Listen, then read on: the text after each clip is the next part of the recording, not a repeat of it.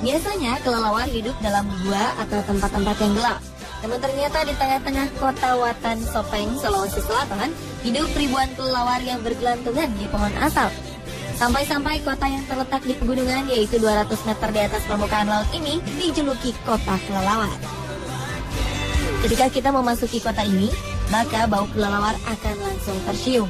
Bau ini akan makin menusuk hidung bila berada tepat di bawah pepohonan tempat mereka bergelantungan.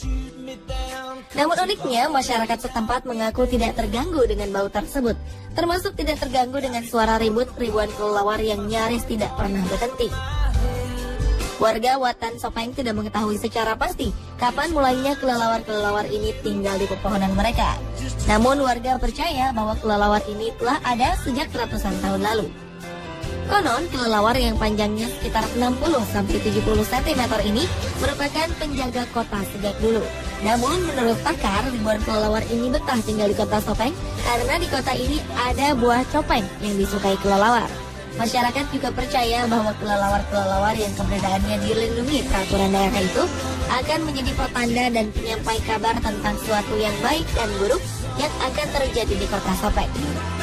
Jadi kelelawar tersebut tidak diperbolehkan untuk dijual belikan, namun diizinkan diambil hanya jika untuk kepentingan tertentu seperti pengobatan.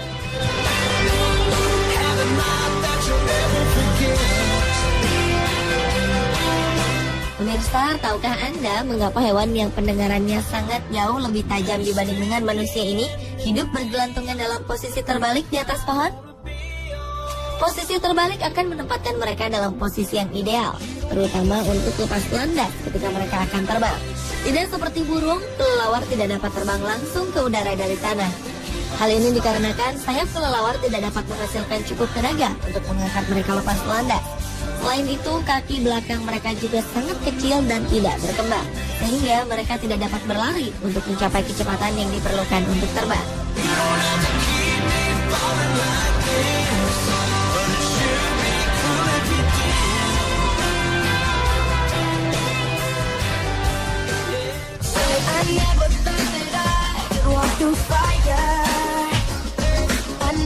Sementara itu di sebuah desa kecil di Cina yang bernama Desa Zixiqiao, ribuan ular hidup berdampingan dengan masyarakat setempat, sehingga orang sekitar menjuluki desa ini sebagai Desa Raja Ular. Ular memang sangat berharga nilainya jika dijadikan obat tradisional Cina, sehingga membuat harga ular sangat mahal. Hal inilah yang membuat warga Desa Zixiqiao memilih profesi sebagai peternak ular. Berawal dari seorang pria bernama Yang Hongcha yang saat itu mengalami sakit yang luar biasa di area pinggangnya. Dokter kemudian menyarankan untuk meminum ramuan dari ular untuk mengobati sakitnya. Namun karena tidak memiliki uang untuk membeli ular, Yang kemudian mencari ular liar di sekitar desanya untuk membuat obat ramuan penyakitnya. Setelah sembuh, Yang sadar dengan menangkap ular di alam akan bisa membuat ular punah. Pada 1985, ia lalu membuat usaha peternakan ular sendiri di rumahnya.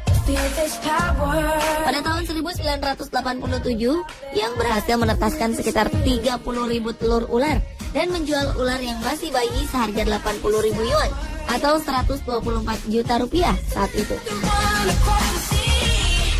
Dari keuntungan yang sangat besar inilah membuat warga lain di desa ini mengikuti jejak Yang untuk beternak ular. Sejak itulah desa ini dipenuhi ribuan ular.